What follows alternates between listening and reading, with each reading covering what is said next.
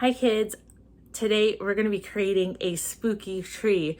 Halloween is one of my favorite times of year, and I wanted to bring a project to you that was quick, easy, and really fun. So for our tree, we're going to need India ink. So India ink is a thinner ink, so it kind of looks like black paint. Now, if you don't have India ink and you don't have one of these, then bring tempera or acrylic paint to the table, black, and a paintbrush.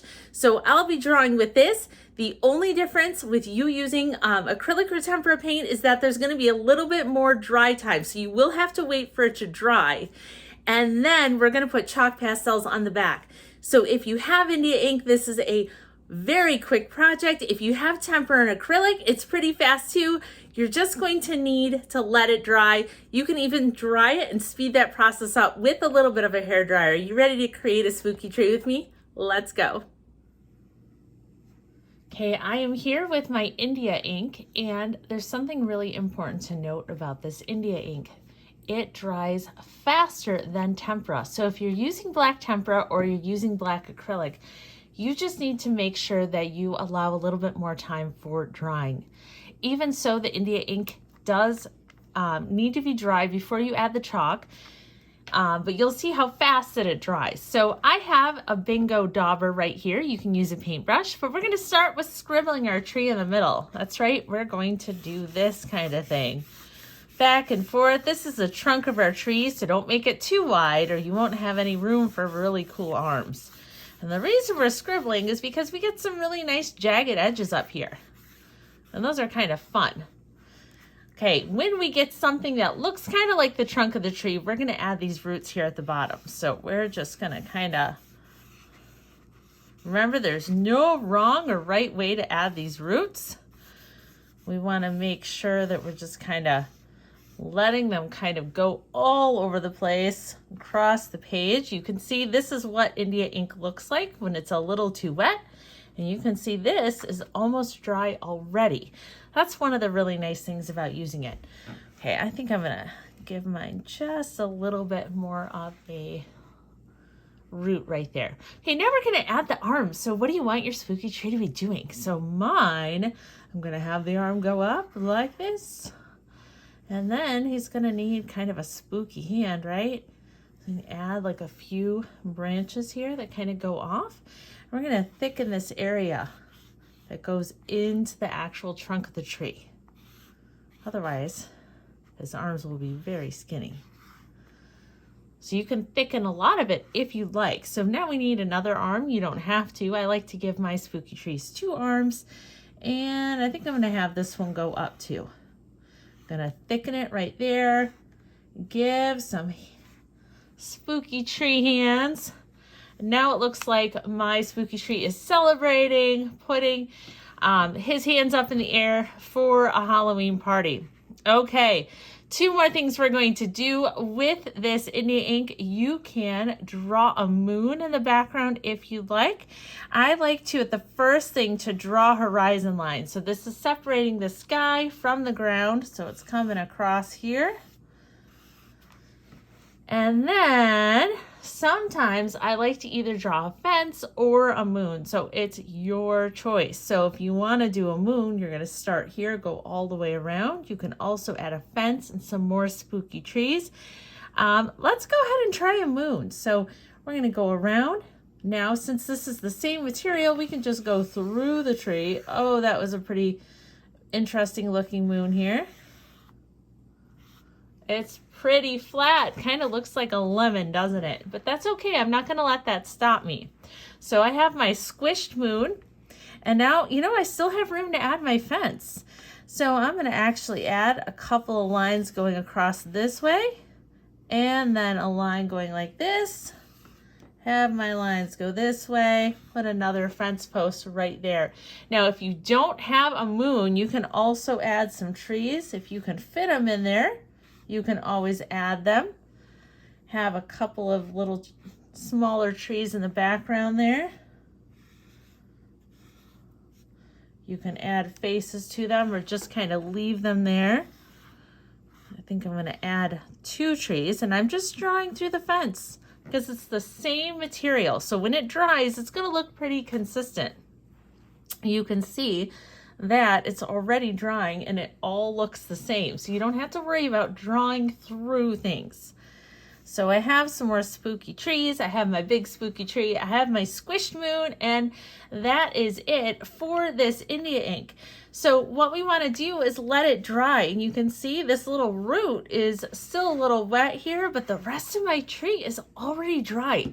That means we can actually get straight to work adding our face. And we're going to use a zigzag line. Somewhere in here, we're going to do the mouth. If your chalk doesn't draw on the India ink, you can scribble on the side and then go back in.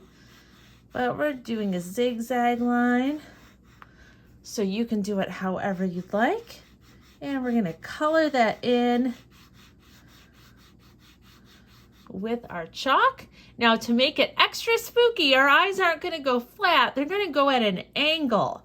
So we're going to draw a line going down this way, and then a circle, and one over here, half circle.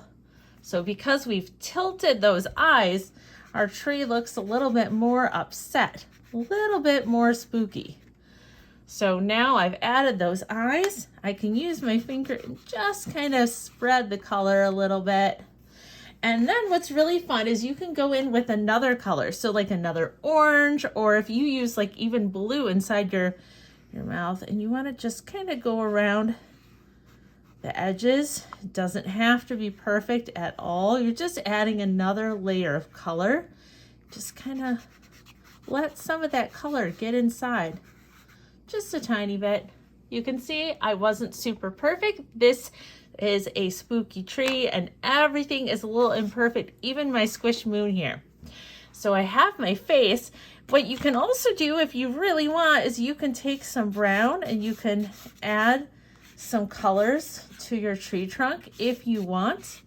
Sometimes I like to do that, sometimes I don't. Sometimes I just leave it black, but you can go ahead and you can blend a little bit of brown into your tree and experiment with the browns that you have.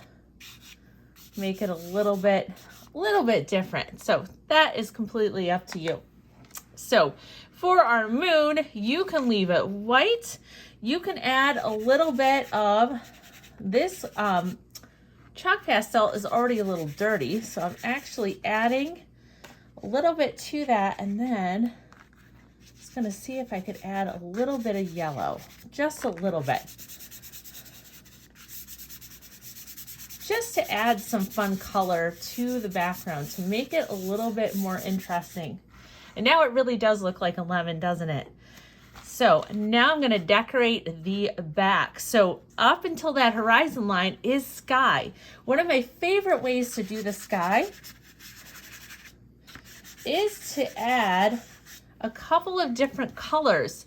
So magentas, violets. So these colors here make really beautiful colors for the background. Choose a couple of them. So I use one up here. I'm going to add a little bit of this one down here. And then I think I'm going to end with purple. Here's my purple. You don't have to be perfect about coloring. Remember, this is an imperfect spooky tree, imperfect moon. Everything's a little different. And then finally, before I smear this color, down here I have some space. Now, with the India ink, it's very, very dark black. So I'm going to use my black chalk pastel and add some black here. And you can see it looks like a completely different black. So it lets us add some color to our scene without it getting absorbed, so you can still see it. So starting at the top, you can kind of start spreading out the color. You're just smoothing it. You can use your finger to go in between these areas. Don't be afraid to leave some white in spaces because it looks really pretty and it gives some highlights.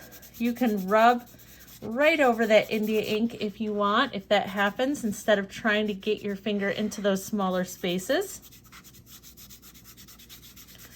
And I'm getting the ground here. And I'm almost done with my spooky tree. The last thing I'm gonna do is I love to add some bats.